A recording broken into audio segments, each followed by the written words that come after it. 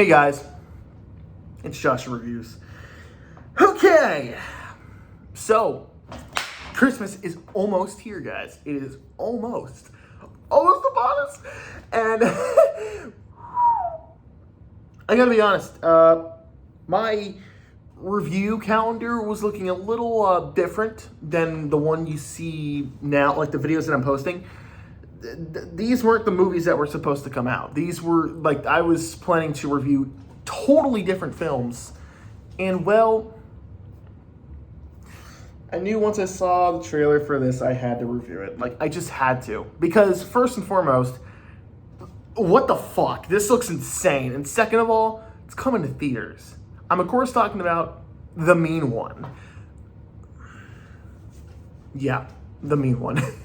So, for those of you not aware, The Grinch, or How the Grinch Stole Christmas, which is the book illustrated and written by R.L. I was about to say R.L. Stein. I'm sorry. Lord forgive me. What I meant to say was that it was written by Dr. Seuss, and it is a well-known, beloved Christmas book. One of his best stories ever, and it was turned into an amazing short holiday special, How the Grinch Stole Christmas, and it's a great short. And then they made the movie with Jim Carrey, and while most people like it, it's okay in my eyes. Like, I probably have to rewatch it and give some more like thoughts, since it's been a while since I saw it. And then they made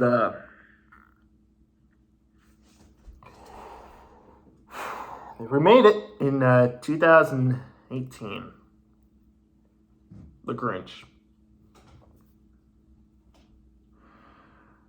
It was mediocre. Had some good animation, but it was wasted potential. I remember I saw a picture of this like a while ago, and I was like, what the hell is this? This looks like a joke. And then, like 4 weeks ago, I see a trailer pop up for The Mean One, coming in theaters December 9th. What? This is a real film? The fact that this is made bewilders the hell out of me. The fact that this is an actual movie that came in theaters. And I gotta be honest, it's probably thanks to Terrifier 2, which is a great film. I saw that in theaters twice. Like, the fact that that low-budget indie film made like almost $15 million at the box office under a budget of nothing. Indie films are going to start coming out in theaters because of this. So you have Terrifier 2 to thank for that. Speaking of Terrifier 2, this is actually played by the guy who does Art the Clown. I forget his name, but he's such a great, intelligent actor. He does so much emotion just through his expressions. He doesn't have to talk. He doesn't have to speak. He doesn't have to do any of that. You just have to give him a role like this, and just he'll do he'll do the emotions with just like facial expressions. That's how good he is. Now, The Mean One. What is this film? Just take the Grinch plot and make the Grinch horror, character. He's a horror creature who kills people on Christmas Day. You celebrate Christmas, he's coming for you. He'll kill you instead of take your tree up the chimney. Oh my God, this film. Okay, so I think it goes without saying this film's bad. Like, this film is bad, but it strangely knows it is. Like, it knows it's bad. It's literally called The Mean One, a Christmas horror parody. Now, you're probably like, why is it called The Mean One? Why isn't it called anything else? Because they legally can't use the word Grinch. They have to call it something else. They can't say Cindy Lou. They can't call it Whoville. They can't call any of the things that are from the story or the movies because Universal owns the rights. So they have to call him The Mean One. Anytime they'll say The Grinch, they won't say it because they'll be like, oh yeah, well, his name is The Grinch. And then it'll cut to a lady at a bar who's like, I got an order for Mitch. Mitch? We have a Mitch here. And they do it twice.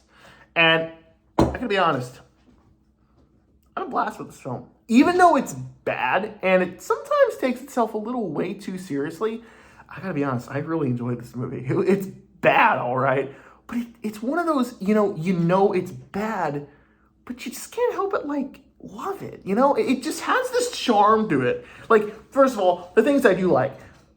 In all honesty, I do love this concept. The Grinch being this horror villain, I love that. I wish we can get more stuff like this. And they're already doing stuff like that. They're going to make Winnie the Pooh, Blood and Honey, a Bambi horror film, and a Peter Pan horror film. I'm interested to see that more than Blood and Honey.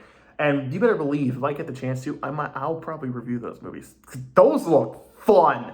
Like, this is what we need, guys. Like, we get so much shit from Hollywood nowadays that it's like, it's finally time we just embrace silliness, all right? Like, the artsy, smartsy folks can have their movies and enjoy, like, they can enjoy, the good films, because films like this, they're not really good. Like, we can all agree these films aren't good, but the fact that films like this are coming into theaters, that just, it boggles my mind, man. This is just like so cool that we're getting stuff like this. And okay, so anyways, whatever. So what I liked about this film, I like the concept. It's a really cool concept, and I think it's well executed. I think the person playing the Grinch, who also played Art the Clown and Terrifier 1 and 2, does a really good job. I also think that the acting, for the most part, from our two main characters, Sydney and her, love interest cop, and the old guy who's hunting down the Grinch, aka the mean one. I like their performances, and I like the fact how goofy this movie is willing to go. It knows what it is, and it doesn't try to be anything other than what it is. Sometimes. I'll get into that in a minute. But I really like the fact that, we have, like, actual fleshed out characters in this film, and they are likable for the most part. They do some dumb things here and there, but nothing that, like, bothered me too much. It was mostly fine and tolerable. I also really like the lighting and use of colors with the Christmas decorations. It's very well utilized, and I really liked it. I also got to admit, when there are practical effects, because believe me, I'll get into that into my dislikes when the CGI blood comes in. But when you see the practical effects, they're actually pretty decent. They're not great. They're not on the same level as Terrifier. Don't think just because you got Art the Clown playing as the Grinch in this film, that doesn't mean you're going to get good blood. No, in fact, I'd argue that some of the blood in this film is literally like PG-13 level. You literally could have fooled me, be like, oh yeah, this movie's PG-13. I would have been like, oh yeah, it's PG-13. Despite some F words and some, some gore that they use in the film. I just thought some of the comedy worked. But I will be honest, the majority of the comedy does not work. But because it doesn't work and some of the acting can be cringy at times because of the writing, some of it leads to some of the funniest jokes in the film.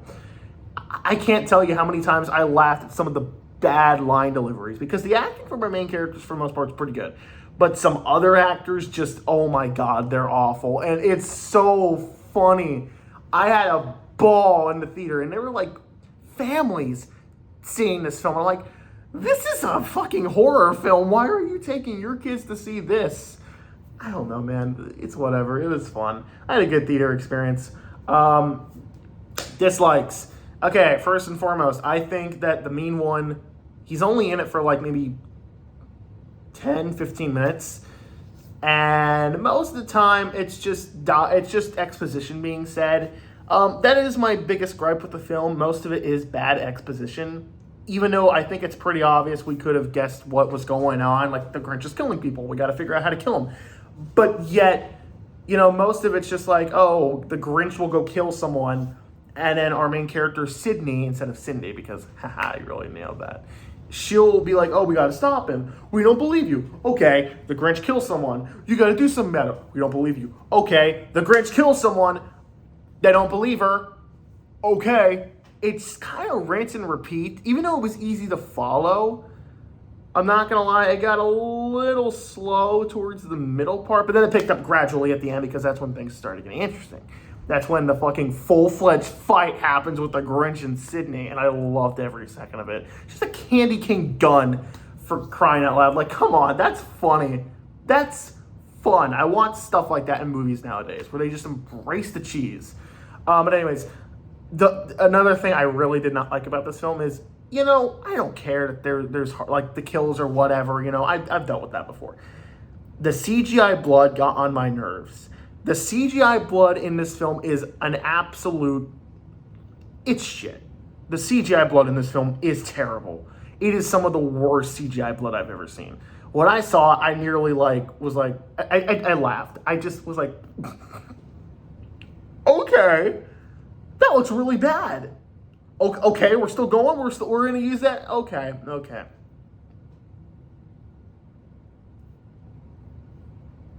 That's pretty bad. That's some pretty bad green screen. That sucks.